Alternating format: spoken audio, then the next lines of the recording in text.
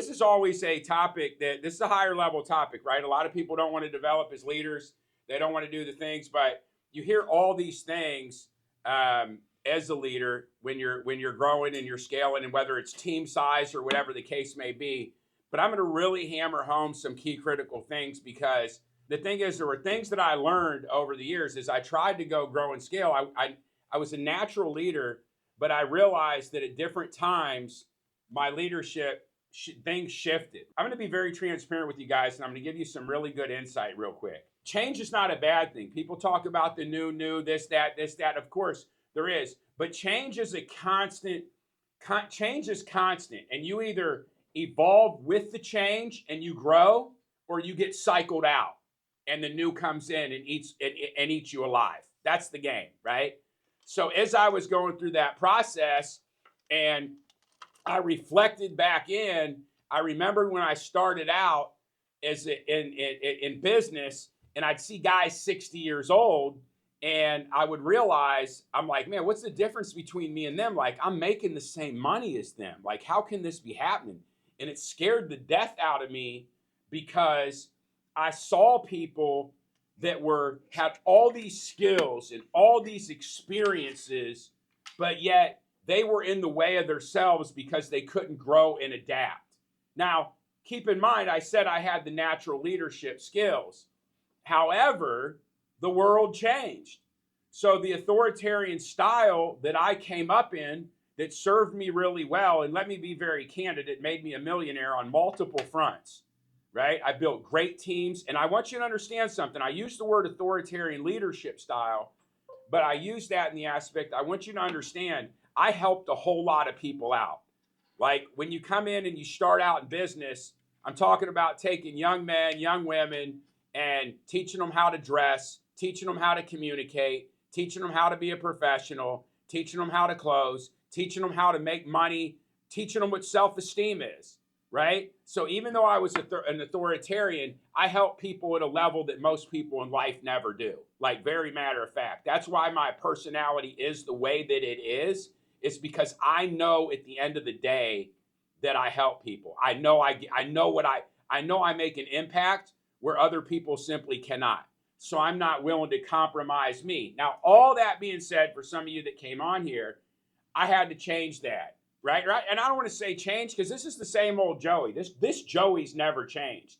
However, this Joey has grown. Like, all of you are going to have to grow, especially, or some of you may excel at certain things or other. But leadership is, the funny thing is, leadership is not a born skill. There's things that naturally draw you to it. You may draw you to it. You may be more inclined than others. But one thing about leadership is, anybody who desires to do it can be a great leader. Like, it's very, very simple. It's very matter of fact. You can become a great leader. So what I'm going to do is as I go through here this time, and I want you to understand something, just to give you a little bit of segue, a little bit of backfill for you guys that don't know me. I've ran teams side. My company's had around for the better part of 25 years. My team size has been upwards of 200. So I've managed a lot of people, and I've led a lot of people, and I've also had successes and losses, and been through economies and all types of different things. And I had to decide, not how I had to decide, I had to change the type of leader that I became, and I had to be intentional. So in the process, I've went to Ritz-Carlton training. I've done Dealer Academy training.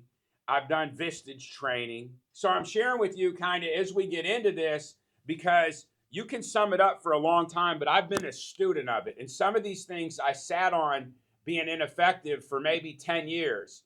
But it's one piece of information, one shift that you drill down on yourself that will turn around and give you a radical change, whether you're leading a team, whether you're growing a company, whatever the case may be. But the reality is, the name of the game is, and this all goes back to scaling, right? So I wanted to be able to scale the company at a massive level, and I didn't want my workload to increase while I did it. To me, that's not being an entrepreneur. Like, a lot of these guys that are married to their business hip to hip, and like some of you are right now, and someday hopefully you won't be, you can't get out of your business. That's not an entrepreneur. That's a high-paid job. I find people like that and give them money, and I'm the entrepreneur that owns part of their business. They're the employee that's the partner that does the work. That's the game. So the thing is what I do, what I teach people and how I run my business is I teach you how to not be that guy. Now, if you love being that guy or gal, then that may not, some of these things may not be the most applicable for you. However, if you want to be, so my thing was, but if you just want to grow a great team and lead them, you can use the same principles and philosophies, but it can go either way. Hey guys, how you doing? My name's Joey Batista.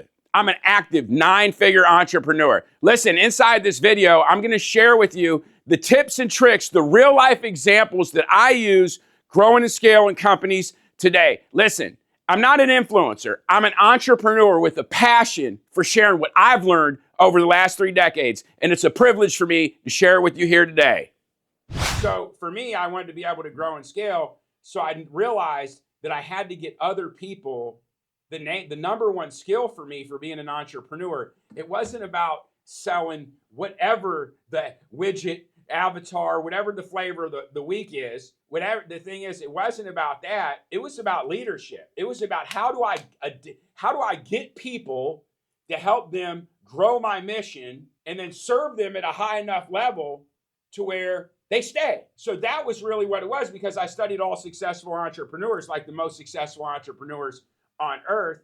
And what I realized is that that's ultimately all they are. Is they're great leaders in the right market, and they know what to do. Sure, they know the game of business, they know the fundamentals of business, but ultimately at the end of the day, it's really about being a leader and then finding opportunities for those people. If I'm a great leader and people like to work with me and I can find the best opportunity for them in their life, well, there's no stopping me. So the first thing is being a great leader, becoming that great leader that you can attract those people, and then you have to have the right opportunity. If you don't have the right opportunities for the individual, you're not going to be able to hold on to them. So if you can match those two things together, boom, you're good.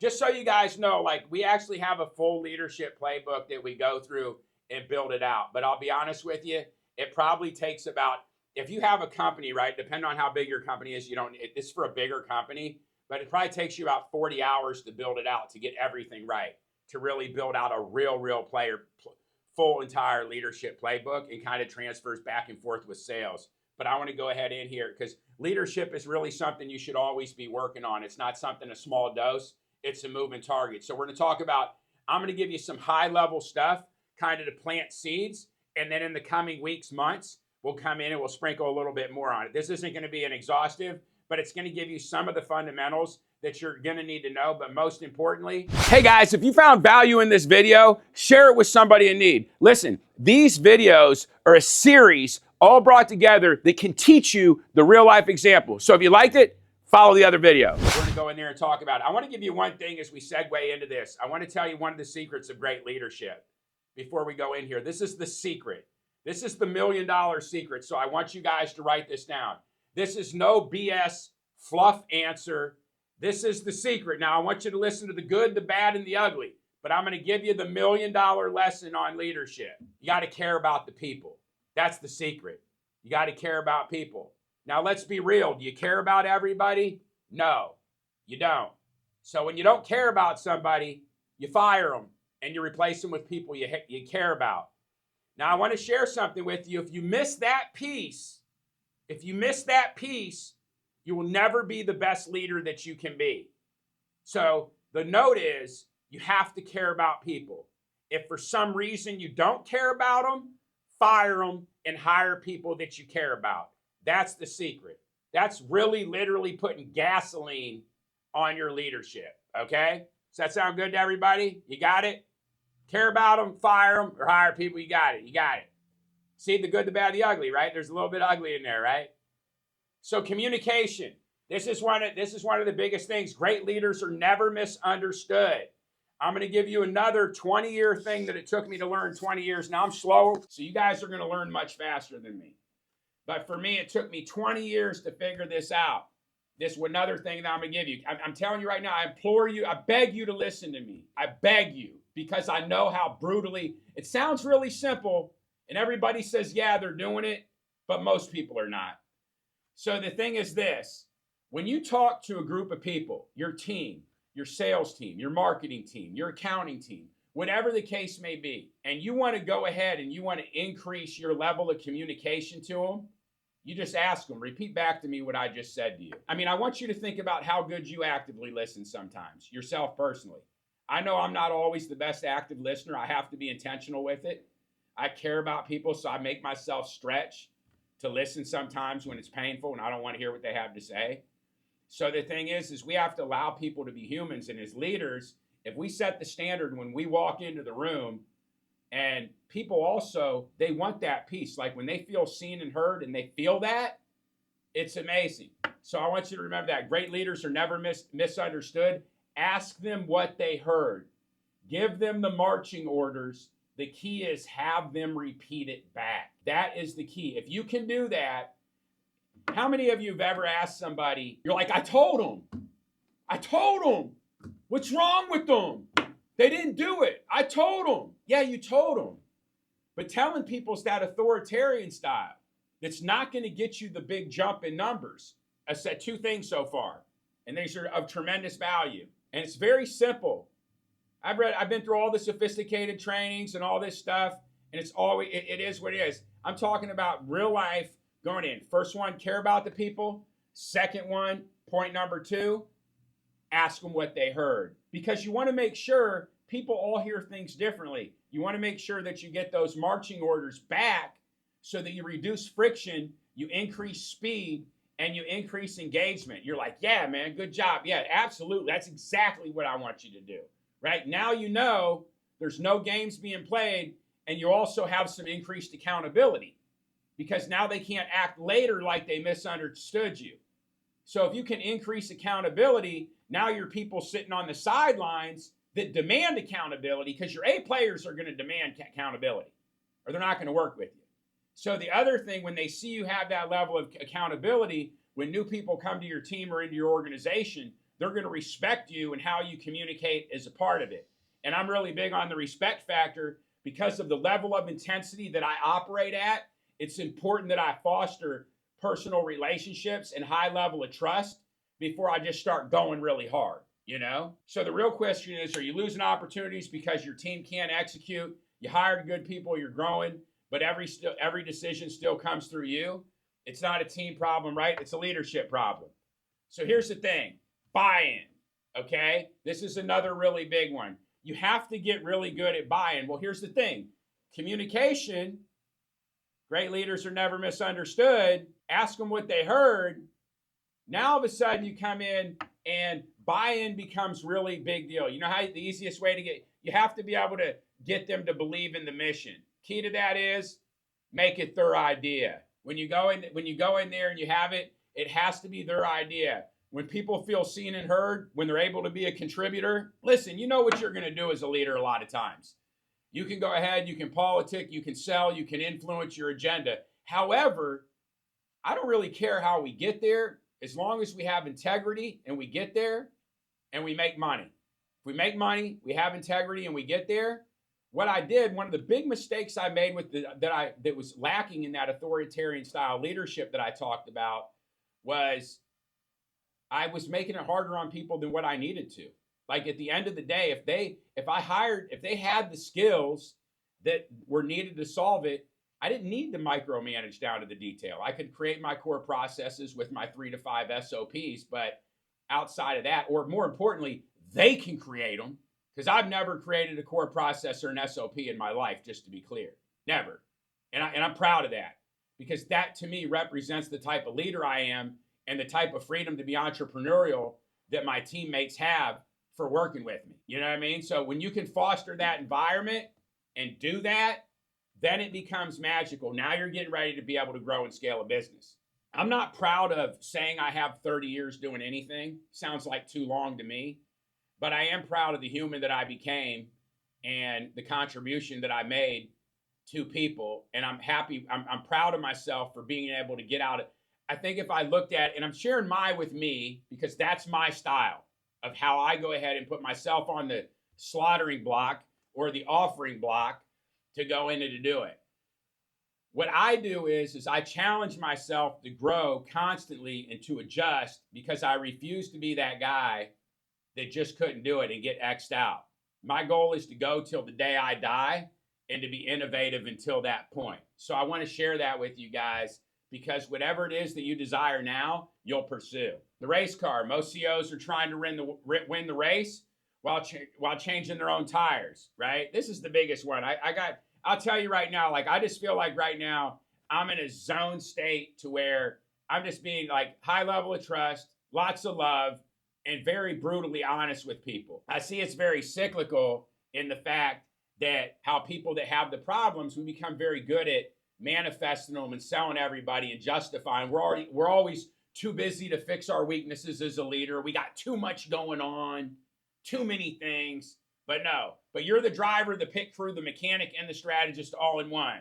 You don't scale driving faster, you scale by building the crew. That's ultimately what it is. You got to build a crew. At the end of the day, if you want to win and you want to win big, you got to build a crew, whether it's 3, 5, 12, 15, whatever it is. And even if it was 15, if you get 7, 8 people in there, and then now you're talking about then they repeat the cycle for you and go downwards. I have a handful of direct reports. That's about it.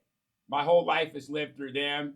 And really, it's only because I do life with them and we're doing so many other things. But really and truly, the key critical points of a business run through one person, other than, as I would say, shaking hands and kissing babies, right? I just smile and wave. That's it. The thing is, that's the way it's supposed to be because remember this is another thing I'm really big on. In order to be a great person, you have to be prepared to walk with other great people. You'll hear me say that a lot because one of the biggest lessons in leadership is that it doesn't matter how good you are. If somebody was to come in this company right now and do something at 80% of the capacity that I could do it at, and I never had to think about it at all, and they did it consistently, I would give them all the spotlight and all the praise, and I do. Because the reality is in order to get those people to walk with you, you got to know how to give them the praise and share the light, right? And I think that's a lot of times, it's that what got you here won't get you there mentality as leaders. We go in and we're kind of so competitive and we get to where we're at and we're proud of our work that we did. That now, I don't like saying practice humility, but it's almost like, I don't really like that word too much. But the thing is I don't see it, but the thing is, then you do have to practice humility in the aspect of getting out of the way and letting them flourish. And you'll be amazed at what you see from there. So the hidden cost of poor execution, right? Missed that. And this is, hidden poor execution and poor leadership, right? When you don't have engagement buy-in, you got missed revenue, delayed launches, renewing tasks, burnout and turnover, you being the backstop for everything. Execution debt is real and not compounding, right? So it is what it is. So engagement. Here's the key thing. What I realized was I want your heart and soul. Like if we're doing business together, I'm judging me and you on one thing. What happens when I'm not around? If I know that you care, it's my job to get you to care, to give you an environment to care, to give you opportunities to care, right? As the leader, it's our job to create that. But once you get the engagement, engaged teams like, you guys ever heard about optimizing a business? They're like, you're like, wow, one competitor has a business that's operating at this level and they're seeing record profits. And no matter what, you're chasing them and you just can't seem to compete. That's because at the end of the day, what usually it can be a couple things, but one of the big things that it is when that leader that's always everything to everybody, that has their foot on everybody's necks, that's pointing their fingers everywhere all the time. What happens is as soon as they take a nap, they have a siesta, or they go on vacation, or they do whatever the case may be, the team can't wait to lay down on them because the team's disenfranchised, broken-spirited, not doing the things that they ultimately want to do at the end of the day, right? So that's the biggest thing. And that's how you get engagement. You have to find ways. You have to make it their idea, right? And the biggest thing is is people get engaged when you give them the freedom to be entrepreneurial. So this is the thing, another key note for this, okay? People come in and you're like, listen, this is what I want you to do. I want you to run my playbook for 2 to 3 quarters. If you have success with it and you follow it for 2 to 3 quarters, then I'm going to give you the freedom to be entrepreneurial after that. That means you can introduce ideas and we can try them. But until you can learn our playbook, then you don't. So during the courting, like where you're training, onboarding, and everything and what have you, once they make it through that phase, then you give them the freedom to be entrepreneurial. And even if they have a dumb idea, and a lot of times they will be dumb ideas. And the thing but dumb ideas do lead to good ones, right? And sometimes we have to accept it as part of the process. If we find a human that has our values and we know they're a good human and we know they are, it's a long-term game. This is not a quick fix. This is not, a 6-month thing. But I'll tell you what it is once you go in there and you can change it in 6 months, but you can't change it in 6 days. But the thing is, once you establish it and you build it, it'll last a lifetime unless you poison it and change it. So that's the biggest thing. Let's get their hearts. So at the end of the day, when we're not working, they're there taking care of the business, right? And we can get into other things with compensation, but from a leadership aspect, going ahead, getting their buy-in, introducing it with some accountability, giving them a goal at the beginning that they got to hit, and having it clear that they are going to get an opportunity to be seen and heard and to try some of their ideas. In order to get that engagement, you're going to have to try some of their ideas. If you don't try their idea, once again, if they didn't follow your program and they didn't earn the right, not earned, not deserved, but if they didn't earn it, then you fire them and you start the clock over again with somebody else. And then when you get there, you have the perfect leadership team, you have the perfect team, you have everything that you want.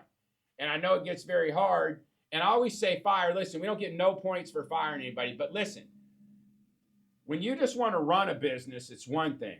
Or you want to run a team, it's another thing, right?